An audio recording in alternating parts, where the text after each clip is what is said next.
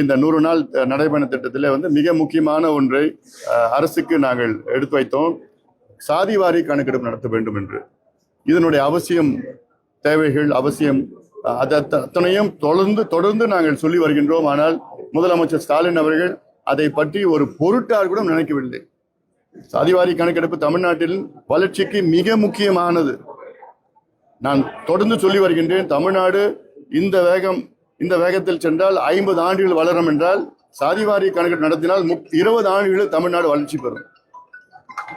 ஆனால் அதை எடுக்க மாட்டோம் என்று பிடிவாதமாக இருக்கின்ற ஸ்டாலின் அவர்கள், அவருடைய கூட்டணி கட்சிகள், காங்கிரஸ் கட்சியை கிட்டத்தட்ட கர்நாடகாவில் எடுத்து முடித்து 2 முறையாக எடுத்து முடித்திருக்கின்றார்கள். தெலுங்கானாவில் எடுத்து முடித்தார்கள். ஆந்திரா, ஒரிசா, ஜார்க்கண்ட், பீகார் மாநிலத்தில் எடுத்து முடித்திருக்கின்றார்கள். ஆனால் இங்கே எங்களுக்கு அதிகாரம் இல்லை என்று பொய்யை மீண்டும் மீண்டும் சொல்லுகின்ற முதலமைச்சர் ஸ்டாலின் அவர்களை தமிழக மக்கள் மன்னிக்க மாட்டார்கள். இது தமிழ்நாட்டுக்கு செய்கின்ற மிகப்பெரிய துரோகம். முதலமைச்சர் ஸ்டாலின் அவர்கள் தமிழ்நாட்டுக்கு செய்கின்ற மிகப்பெரிய துரோகம்.